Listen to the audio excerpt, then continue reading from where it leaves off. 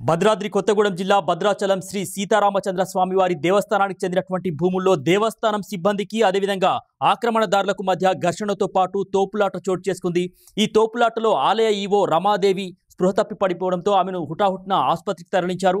ఇక భద్రాచలానికి కూతవేటు దూరంలో ఉన్నటువంటి పురుషోత్తపట్నం గ్రామంలో స్వామివారి దేవస్థానానికి చెందినటువంటి 889 ఎకరాల భూమి ఉంది। అయితే ఈ భూముల్లో కొందరు ఆక్రమణదారులు అక్రమ నిర్మాణాలు చేపడుతుండడంతో గత 2 రోజులుగా ఆలయ అధికారులు నిర్మాణాలు ఆపేందుకు కూడా ప్రయత్నిస్తున్నారు। కానీ ఆ భూములు ఆంధ్రప్రదేశ్లోని అల్లూరి జిల్లా ఎటపాక మండలం పురుషోత్తంపట్నం అనే గ్రామంలో ఉండడంతో చట్టపరంగా సాంకేతిక సమస్యలు ఎదురవుతున్నట్లు సమాచారం। దీన్ని అవకాశంగా తీసుకున్నటువంటి కబ్జాదారులు ఎవరైతే ఉంటారో ఆలయ అధికారులతో మొండిగా వ్యవహరిస్తూ మాది ఆంధ్ర మీది తెలంగాణ మా ప్రాంతంలోకి మీరు రాకూడదంటూ వాదనకు దిగుతూ దౌర్జన్యానికి పాల్పడుతున్నారు।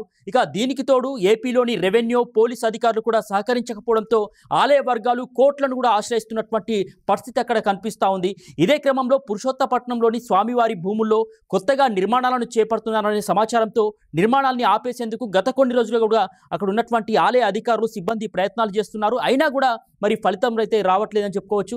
ఇదే క్రమంలో ఈ రోజు కూడా ఆలయ అధికారులు సిబ్బందితో కలిసి ఆ నిర్మాణాలు ఏవైతే ఉన్నాయో అక్రమ నిర్మాణాలని వాటిని ఆపడానికి అక్కడికి వెళ్ళినటువంటి పరిస్థితిలో ఆ నిర్మాణాలు జరిగే ప్రాంతానికి వెళ్ళడంతో వారితో ఆక్రమణదారులు ఘర్షణకు దిగడంతో ఇరువురి మధ్య కూడా తోపులాట చోటు చేసుకుంది। ఈ క్రమంలోనే తోపులాటలో ఆలయ ఈవో రమాదేవి స్పృహ తప్పి పడిపోయారు। దీంతో ఆమెను హుటాహుటిన ఆసుపత్రికి అయితే తరలించారు।